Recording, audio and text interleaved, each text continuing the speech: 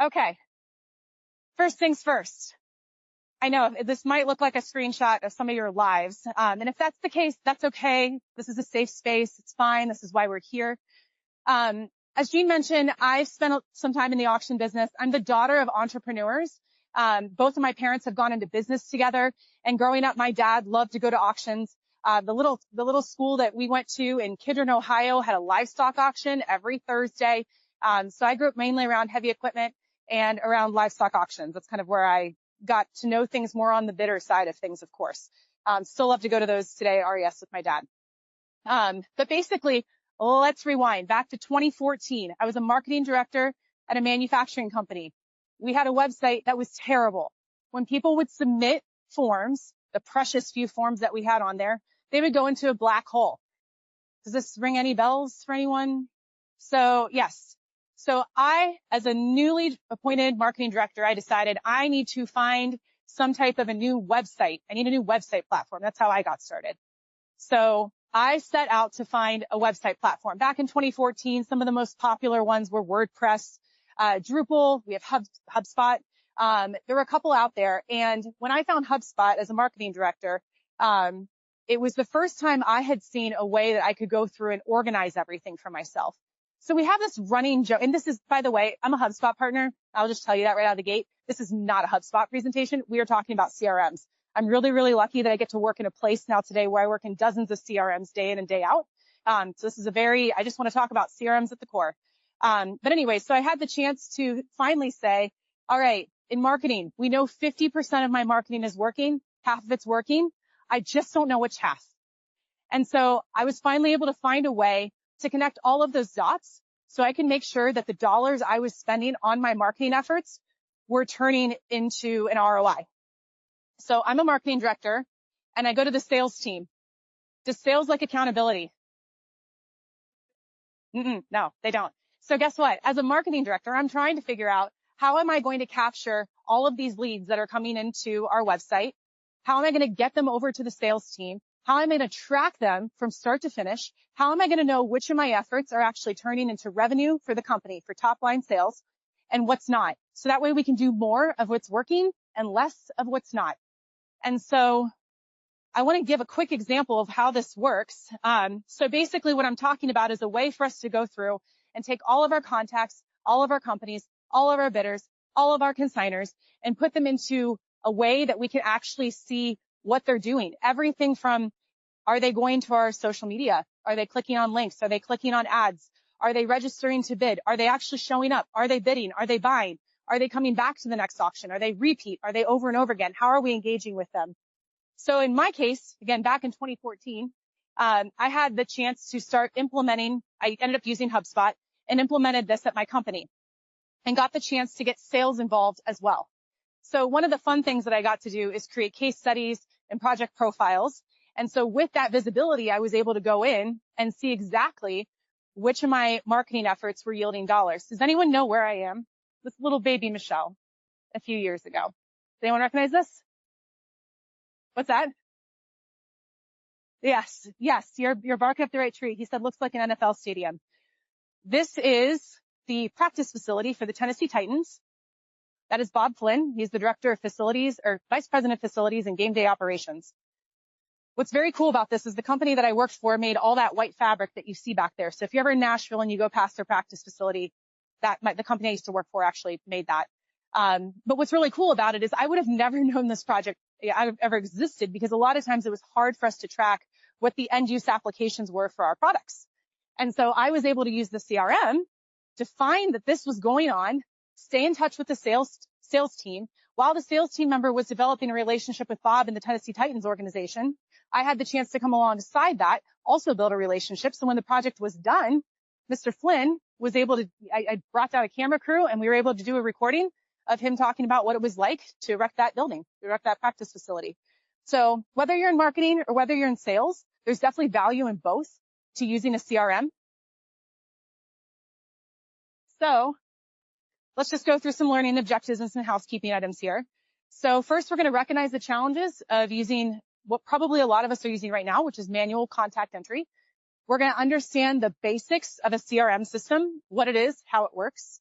We're going to explore some practical applications. We got a couple questions through the app. Excited to go through those. And we're actually going to work through some actionable tips for CRM integrations. I have 5 tips to consider while you're looking for a CRM and what to use. So we'll get to those in a minute.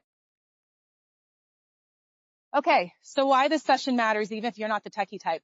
I know I work in software as a service, SaaS.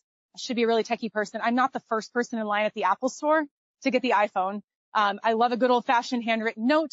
So it's okay if you don't consider yourself to be a techie person. You don't need to be a techie person in order to use a CRM.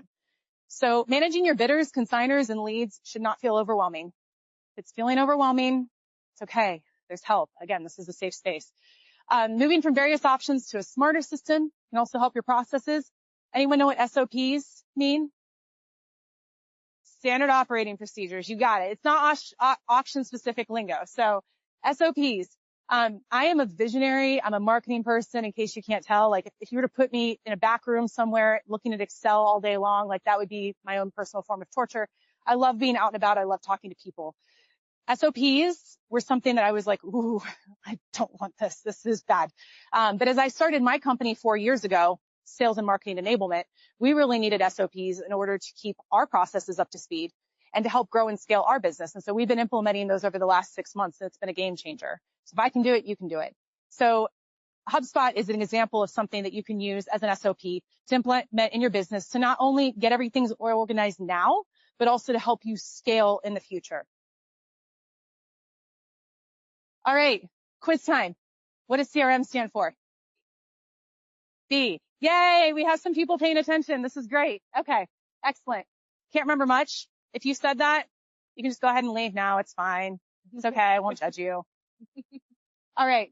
How many methods right now are you currently using to manage your contacts? I missed a couple on there too. The contacts in your iPhone. I use that in my personal life. I make notes about my friends if they say they like something or they want something. I put that in so I have gift ideas always. So I have like a personal CRM that I use. If it's a Rolodex, it's 2025, you guys. We'll bring you up to speed.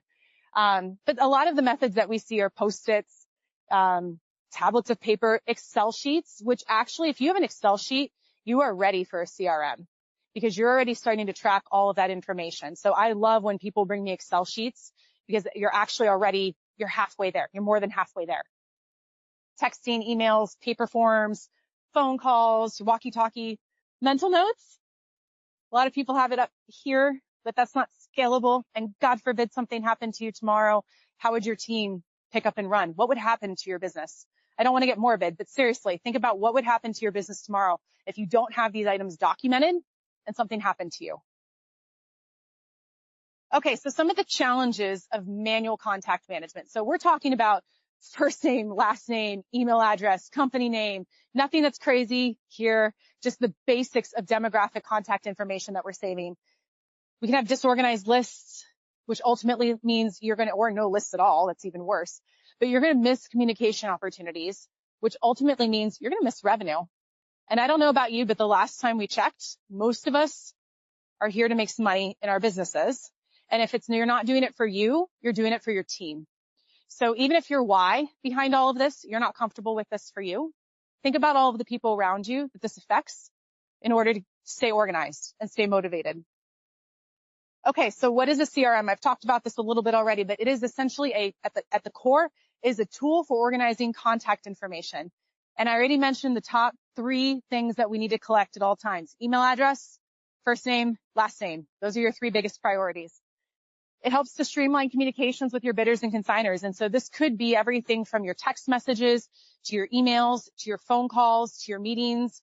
CRMs allow you to log things and track things, even activities that you are not necessarily putting forth. So CRMs, for example, if you send an email, a CRM can track if that person opened it, clicked it, how many times, did they respond? Did they book a meeting with you? Did they call you? Did they text you? All of that is now tracked for you.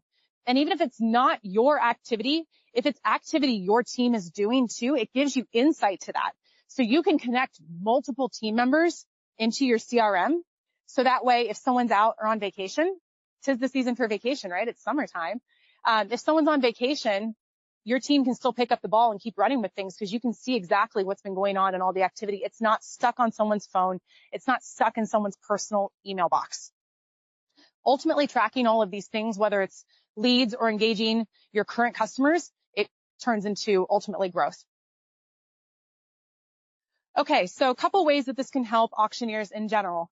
It can ensure effective bidder and consignee management. So for example, you can tell if someone actually is registered, have they showed up, have they bid, have they come back again? From a consigner standpoint, how many times have they consigned? What's the dollar value of what they've consigned? How many pieces have they consigned? All of those types of things can all be tracked in a CRM and give you better insight into what exactly is happening with your business. Ultimately, this allows for greater depth in conversations. So if you pick up the phone and you call them, or if you run into them somewhere, you can look up their contact information in your record, in your CRM, and you can see everything that they've done in the last 1 year, 2 years, 3 years with you. You can also start to then track the lifetime value of a consigner, for example. How many millions of dollars have they consigned with you throughout the years? There's value in that, right? Oh, wait. Someone asked in the app, this is a question that came through. I don't want to skip this. Automates communication and follow-ups. Let me pull this up. Thank you to whoever asked this. They just said better business practices for follow-up with leads, not letting prospects fall through the cracks. So some of the better business practices that you can implement at a very basic level with CRMs, automations are huge here. How many of you use some type of an email marketing system, whether it's Constant Contact, MailChimp? Exactly. Awesome.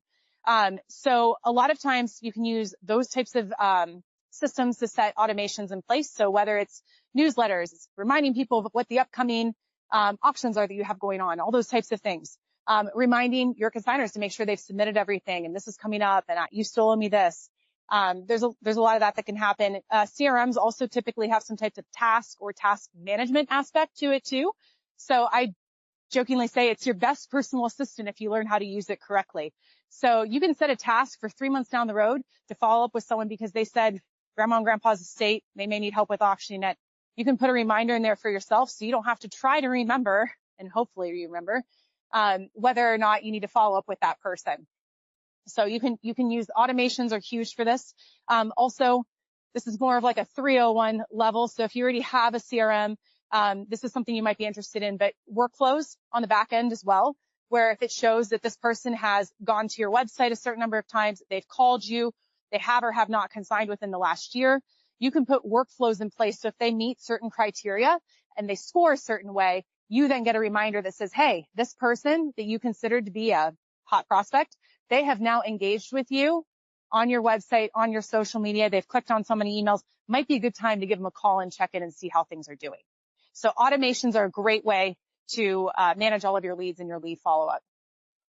Anyone have any questions about that? And I also should have asked, I put a poll in. How many of you have a CRM in your company already? Again, safe space. It's okay. Okay, good. We got about 50-50. Yes. All right, cool. Okay, so let's make this really simple. Just because it's the acronym CRM, we've already talked through what it means, what it is, what it does. It's like Excel on steroids and a lot more. So CRMs can be accessible and intuitive without tech expertise needed. There are so many CRMs out there nowadays. And actually, surprisingly, not a lot of them are customized for the auction business. So you want to go ahead and take a look at different options that will help you grow and scale based on your goals that you have as a company. For example, when I started my company 4 years ago, I started using this little platform called FreshBooks for my accounting to log everything. And that was fine when I was a solopreneur. But now, as I've continued to grow and scale, I've outgrown FreshBooks tenfold. And so when I hired a new accounting firm earlier this year, they put me onto QuickBooks. And that's okay. CRMs are the same way. You may pick one and it may work for you for the next 3 or 4 years, but as you continue to grow and scale, you just need to know what those indicators are that you need to be looking for to know when it's time to find another solution that will fit well with you. I will say the one thing about CRMs is you're going to be hitching your, hitching your cart to that horse for quite some time, and changing can be a little bit of a pain. So, for example, when I switched my accounting software, It was a little bit of a lift. So this isn't something that you want to just jump in and just kind of try it, see if you like it and then scale it, and you have to switch another one in 3 or 4 months and 3 or 4 months. You want to make sure you take some time vetting what you're going to be using, because you're going to be using it for a while. I'll talk about that in a second. There's also lots of user-friendly options to make adoption easier. You can do some of these things on your own, but there's also partners that are in place with a lot of these CRMs that will actually come in and help you customize it and set it up so it works for your business. And we can create tailored solutions for auction-specific needs as well. So, for example, making sure that the properties that you have set up in your platform actually match what you need to be asking. Making sure your playbooks. So playbooks, there's like a questionnaire. If you have an intake form, for example, you can digitize all of that and then have certain fields that they can answer. But you can also make sure then that if you bring on a new team member, it's a great training tool to make sure you have everything standardized so they don't miss something. Again, if you're trying to tell them and everything's up here in your head and you're trying to tell them what they're going to need to do, and you don't have a nice process document to give to them or some way of tracking that, there could be a lot that gets missed. And on auction day, that could cause a lot of chaos very, very quickly. Anyone have any questions about that right now? Michelle, can I ask you a question on that? Oh my gosh, yes. So, real quick show of hands, how many people in here have are selling real estate? How many are heavy equipment? Have personal property, benefits? Okay. So, Michelle, if you could explain, let's use real estate as an example, because I think that was the majority of the hands that I saw. Okay. That playbook one, I think, is just something that's a game changer when we see auction companies start to implement a CRM, right? Mm-hmm. So if you could explain somebody else answering a phone call, maybe not the auctioneer, but somebody on their team answering a phone call and gathering information about a potential property to sell, how could implementing those playbooks help the auctioneer then if somebody else is taking that initial information on the property? Good question. All right. So let's set up a scenario. Let's say someone just calls your office out of the blue, and it's, whoever's accepting the call, they're maybe 3 weeks into the job. They're pretty new, but just so happens this call that they pick up might potentially be one of the biggest sales of your career. So what are the types of questions they're going to ask? Do they have a list of questions that they can ask? Otherwise, you might be lucky if you get a first name, last name, phone number, and maybe the address. So if you can empower them to ask the right questions right out of the gate, so then when you as the auctioneer go on your call to go out and actually meet with them and see if this is going to be a good fit, you will be so much more educated and ready to go. And you can ask the right questions and build a stronger relationship right from the get-go versus if you just walk into it cold because that person didn't know the right questions to ask. Is that a good? Okay. I didn't know if there are any follow-ups.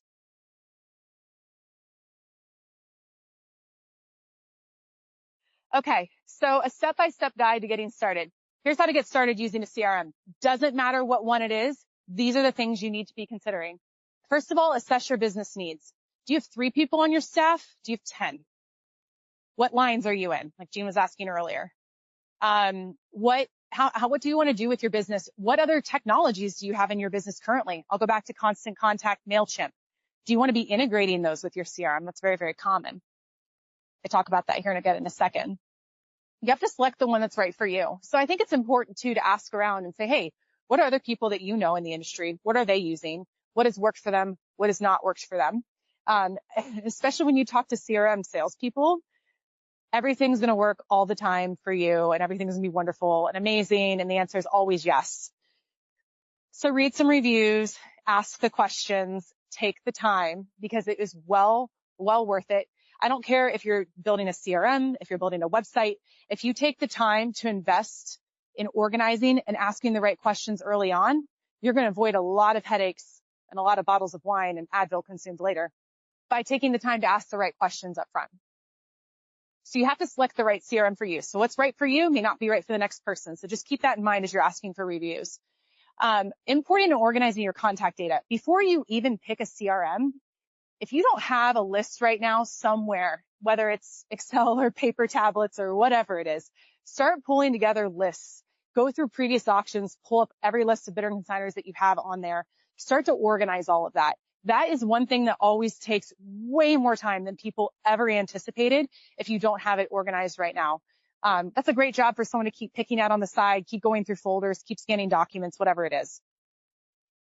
Setting up automations for communication are a big deal.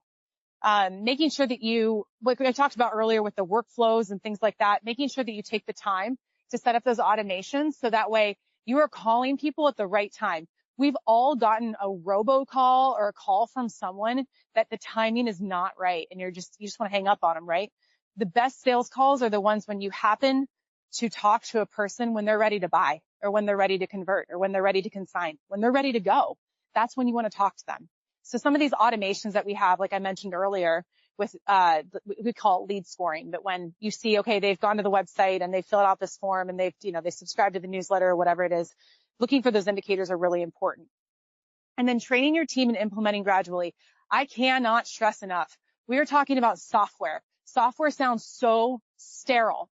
It is so important that the software and the implementation of it aligns with your culture. So if you have a team that can barely turn on a phone, you're going to go through a very different onboarding process than if you have a team that is extremely tech savvy, maybe have used CRMs in the past and are ready to go.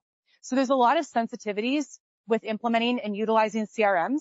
But at the end of the day, if you buy a CRM and it doesn't get used, you may as well just lit that money on fire because it's not getting adopted and it's not getting used. And to me, that's incredibly sad. We want to make sure that you are maximizing your use of your CRM. So a lot of times there's so many features in CRMs. There's so many. It can be so overwhelming. We develop a crawl, walk, run approach. So knowing if your team, for example, isn't super tech savvy, we want to make sure that we come up with a plan that gets them in there and just gives them a little bit of incentive to get in there every day. So maybe it's just connecting your website forms to your CRM. So you want to get your leads, you got to go into your CRM to get those. Finding those little incentives to get people in there and to get them using it. All right, 5 things to consider when you're evaluating a CRM. First of all, ease of use. Is the interface intuitive and user-friendly? Not all CRMs are the same. A lot of them are set up differently. Yeah, they may call it some different things. It might be leads, opportunities, whatever. But is it user-friendly? Can you use it? Can your team use it? Will your team need extensive training to use it effectively? There are some CRMs out there that require a heavy, heavy lift in terms of development in order to get it up and running. Do you have someone in-house that can actually support this? Is this something that should be on someone's job description, that their role is to help support your CRM? Customization, scalability. Can it be tailored to your business needs? So earlier today, where'd Justin go? Is he still in here? I was going to pick on him a little bit. But I was helping him go through his earlier today and helping him customize the different properties because some of the questions that he needs to be asking or information he needs to know are very specific to him and his business. So can you do that easily, or is that going to cost additional dollars every time you have to make a change or an edit? Is it something that you and your team can do relatively easily or with minimal training? Will it grow with your business as your needs evolve? This is really, really important. Where do you want if you do business planning, where's your business going to be in a year from now, 2 years from now, heck, 2 months from now? Is the CRM that you're selecting going to be able to support that growth? Integration capabilities. So we talked about this a little bit before with MailChimp, Constant Contact, etc. I'm just picking on some common email platforms. If you have other platforms that you're using, there's not a lot right now, I believe, from what I've heard out here that integrate with like Proxybid and some of these other ones out there.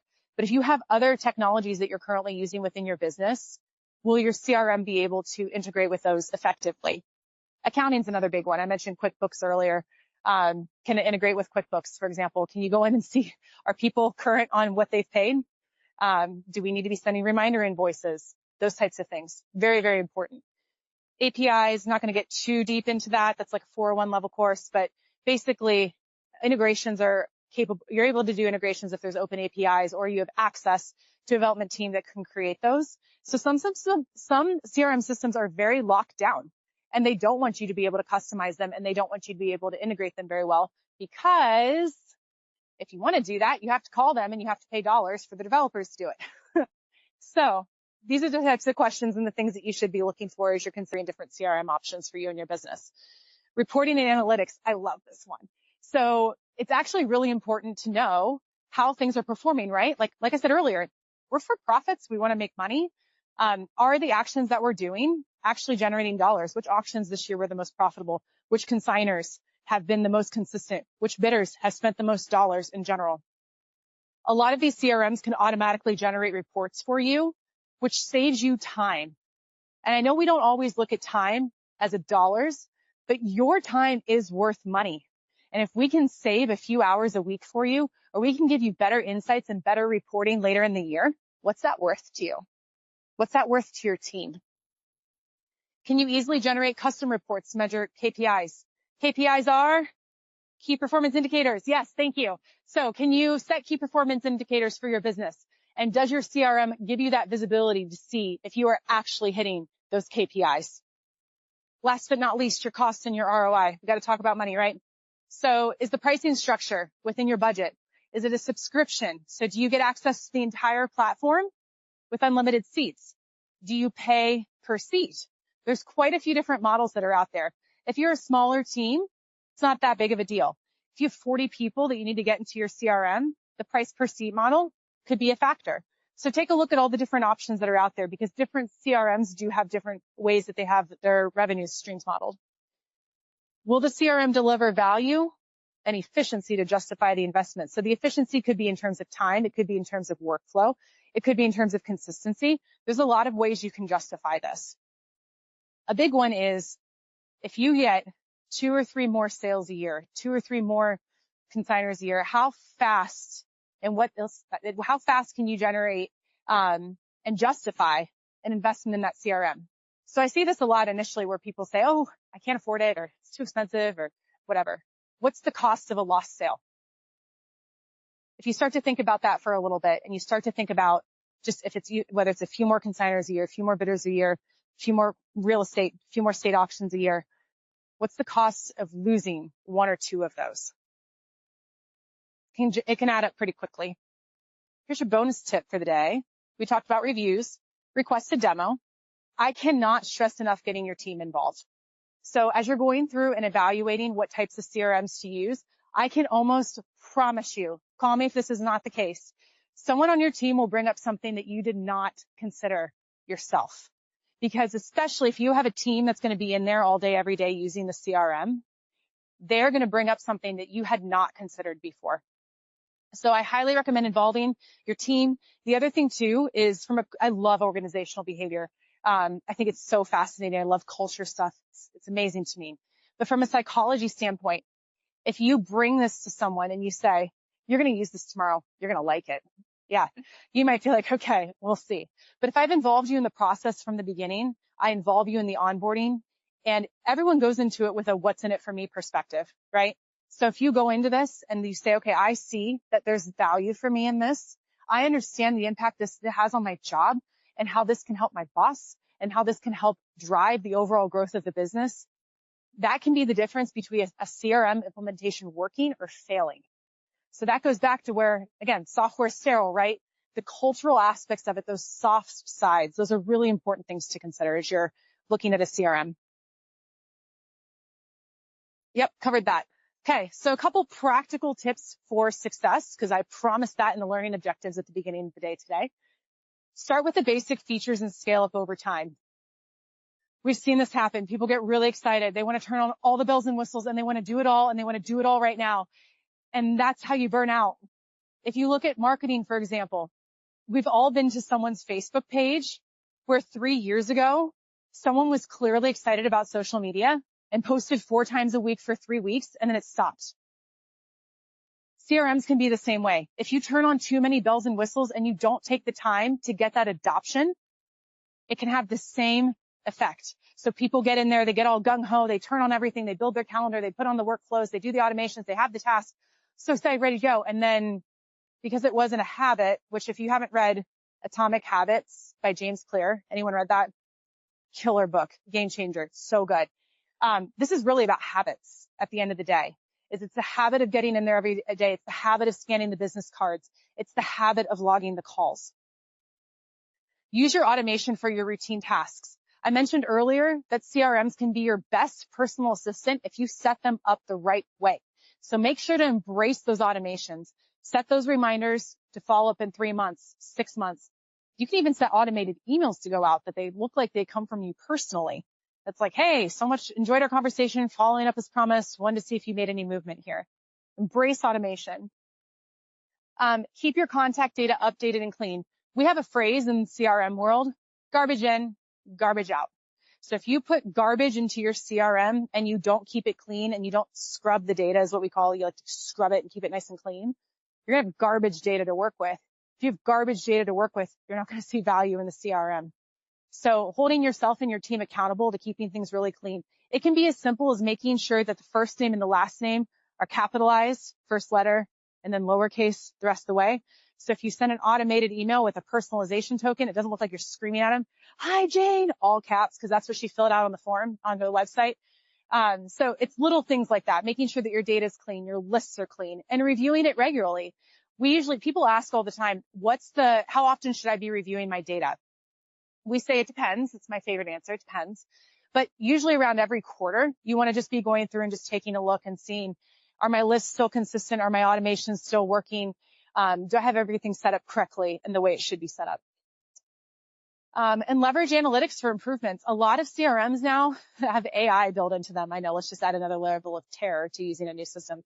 But a lot of them do have AI built into them now. And those AIs can give you really insightful information. So if you go to a contact record, for example, it can show you a summary of like, this person first entered your system 5 years. You don't have to go hunt for all the data. This person entered your system 5 years ago.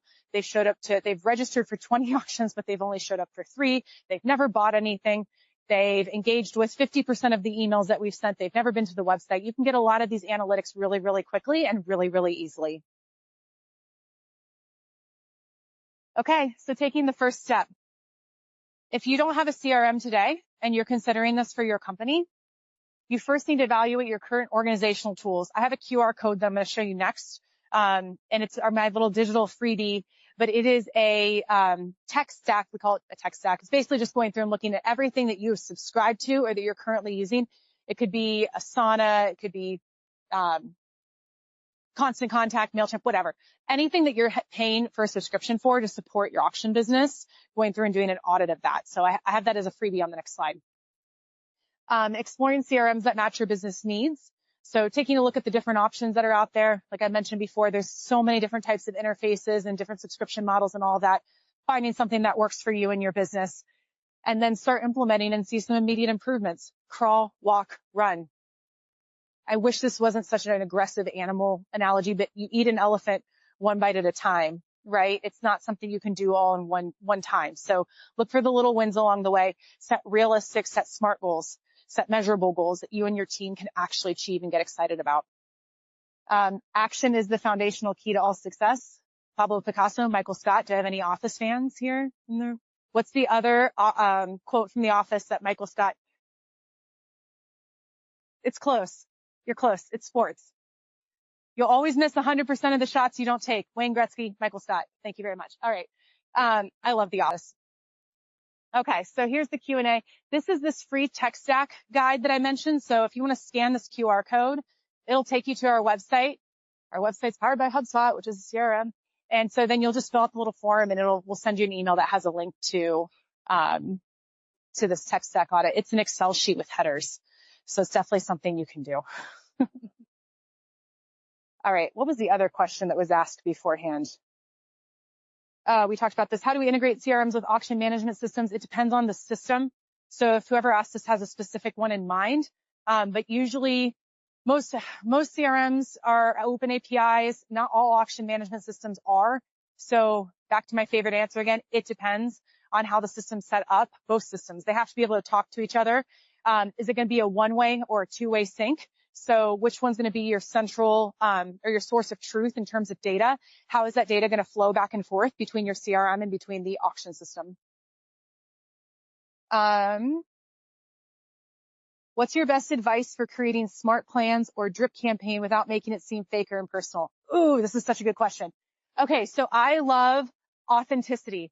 Authenticity matters. If it sounds like it's coming from a bot, people can smell that from a mile away. I don't care if it's an email. I don't care if it's a social media post. It has to be authentic. If it's coming from your personal account, it has to sound like it's coming from you. How do you write? How do you talk? How would you normally send an email? Don't copy and paste someone else's. Write it so it sounds like it's coming from you, because at the end of the day, it's still coming from you. So my best advice is make it authentic. Do you know of any CRMs that are geared towards real estate auctions? Do you? Real estate auctions specifically, no, but I will say that is, because I know you don't want to be salesy, but I will say that is where Michelle certainly shines, is making CRMs match your business. And so I think to that point, one of the things with real estate auctions that we've seen successful in HubSpot, maybe kind of explaining pipelines. I think that's an interesting thing for them to understand how that could work as it relates to real estate. Yeah. So regardless of which CRM you use, they're going to talk to you about pipelines. So ultimately, that's how you're going to track your deals. And how you define your deals may be a little bit different for each company. But basically, when you are moving a deal, what are the stages of your deal? Is it an initial meeting? Is it they're vetted and they're qualified?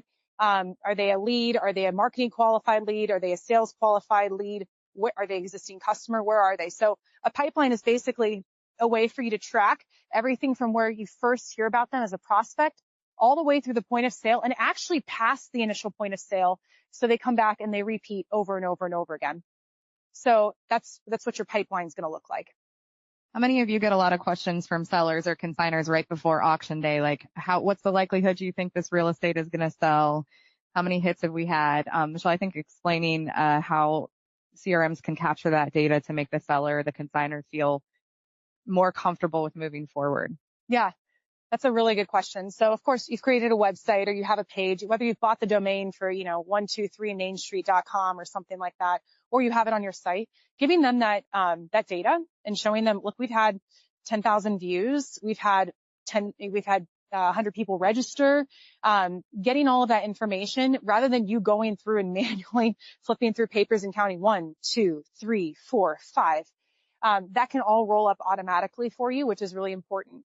These CRMs, I think one really big thing to note with this is CRMs can give you a holistic view of the customer and the buyer journey in general. So customer meaning whether it's consignor, bidder, whoever. But taking a look at that and giving that holistic view. So it can roll up your analytics for you from all the social post performance on this upcoming real estate auction. It can show you the performance of all of the emails. It can show you how the website performed. There's a lot of things like how many forms were submitted, all that stuff. Can roll it all up for you and tie it up with a nice pretty bow. And then you can send it over and with confidence and say, this is how your campaign has performed. And I'm confident we're going to sell on the state for this much. Any other questions? If not, I'll keep firing them at her. Justin, not to put you on the spot back there, but would you mind explaining, but to put turn it around, like we're talking about somebody else, right? So for a heavy equipment example, would you mind explaining how you've been using a CRM to identify new leads coming in and then how you're seeing, he's like, I don't know what I'm doing. No. Remember, you could see exactly what piece of equipment somebody was looking at on the site and how you're using that. Yeah, I'll definitely say that I don't know what I'm doing and just beginning with the HubSpot thing. And right now I'm operating just off their free version, but we're looking to expand that. But it is pretty neat once we got it hooked to the website and everything's operating. I can check every day and I can literally see where someone went and what their path was through our website as they start to look at different pieces. How did they go through it? Because we sell commercial cattle, purebred cattle, and agricultural equipment. So kind of a pretty big gamut. And every day I'll go through, see who was on there from the night before, and then I'll put them all kind of into the buckets that they go in. I see the potential once I figure out how to run this, without question, it'll be my right hand and take a lot of the load off and do work for me through the AI and getting things set up as she gets things, we get to get things figured out and how to do it. But I think it's going to be absolutely valuable. Thank you. Yeah, Justin has a free version of HubSpot, like he mentioned, and it's a nice way to get a taste of how it works and what it looks like, and connecting your email inbox, uploading some contacts, getting a few basic workflows in place. You can set an electronic calendar so people can schedule meetings with you through Teams or Zoom. So dabbling in that a little bit and getting a taste for it, but then making sure you're taking the time to set it up correctly, because then whenever he wants to go up to the paid version of it, you already have a really nice platform in place for yourself. So you've now crawled, so now you can walk. So then once you turn on all those paid features, then you can start to unlock even more and keep building and building and building. Yes.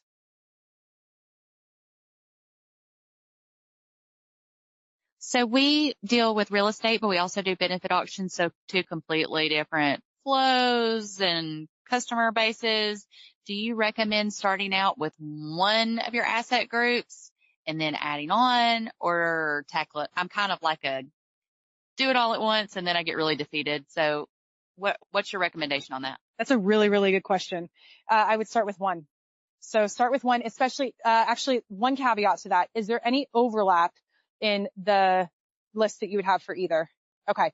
Then start with one, because you will learn a lot through that first implementation of what you do and don't like and what's worked for you. And then you can turn around and apply that to the other one. So that way, rather than trying to create two at the same time, that can also be a big headache. Optimize the one, take your learnings from that, and then start the next one. Be two separate.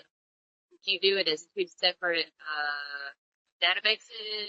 I guess I'm not familiar enough to know what that looks like. Yeah. Two separate databases, two separate subscriptions, or I guess just It depends. My favorite answer, it depends.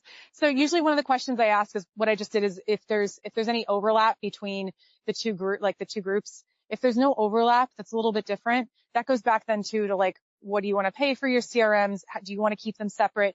For example, HubSpot, their paid versions, you can only set up one set of brand guides. So if your colors and all that are going to be specific for one, your fonts and even your language is going to be specific to one, and you want a totally different instance over here, then I would recommend setting it up as two. If you thought there might be some overlap or you're going to have consistent branding for both, you can consider putting it into one, but you're going to need to be really intentional and deliberate from the beginning about setting up properties, setting up lists, and how you label things. So I do have some clients that have two different businesses into one. And then one of them that starts with an M, the other one starts with an S. So whenever we create anything, whether it's a property, whether it's a list and we're naming it, we put an M in front of it or an S. So you have to just be really intentional and really deliberate so there's not any of that crossover. The other thing too is back to analytics, because then it's going to be a little bit more challenging to roll all those up. A lot of times you can only connect one brand or one domain into your HubSpot or your CRM portal. And so if you can only connect one domain and you have two different domains, you're not going to be able to split out those analytics the way you may want to. Yeah, that's a really, really good practical implementation question. Thank you. I had a very specific question. Trey told me I got to ask after. Sorry.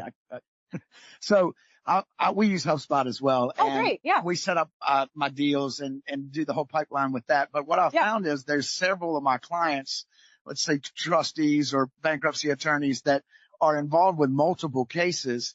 And I've got them set up in one deal, but I'll send emails on another deal that they'll set up with, and it'll show up in that one. So I'm just trying to figure out how to lessen the muddy waters there. We'd have to look at your setup, but there are a couple of things you can do to keep those separate. The biggest thing is, do you have the plugin on Outlook? Do you use that? Do you have your inbox connected? Okay, so there's a plugin that you can connect. A lot of CRMs have a plugin so it connects to your email, so you don't have to enter all this contact information. Every time you send an email, it'll automatically pull it in. So he was talking about how if you have one person working on multiple deals, it can get really messy. Basically, if you use the plugin over and on the right, there's going to be a way that you can pick which deal that email is associated with. You got to make sure you pick the right deal, because you're right, the contact information is going to be the same because it's the same attorney every time. There's a way to do it. Yes. Yes. Absolutely. Happy to look at that later with you if you'd like. Yeah. Cool.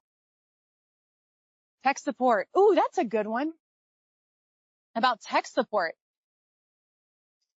Yes. Okay. So tech support, and that also varies so much based on CRM. Some CRMs, basically, if you have the paid version, that's usually when you get some level of tech support included. You can sometimes, some CRMs will allow you to call in and get tech support for the free instances. But it really depends based on the CRM. A lot of them have partner programs. So that's where, rather than you working directly with, I'm just going to keep picking on HubSpot because I told you shamelessly I'm a partner of HubSpot. But if you go directly to them, you're a small fish in a big pond of all their millions of customers. So they rely on partners like me to go through and help customize and set all that up one-on-one with you and really understand your business. So that's the other thing too, is if you do look at utilizing a partner, going through and verifying, do they have the certifications? Do they have the credentials? Have they tiered with the CRM? Yeah, how many years have they been doing it, and what are their certifications? Because not all partners are equal. So making sure that you find one that has a setup that supports your needs and is ready to go. Are you going to be getting a junior account person who's been there for a month? Or are you going to get, when you call, are you going to go to India somewhere? Like, you got to figure out what does that model look like? And that's a really important question. I'm actually going to add that to my slides because that's a really important question.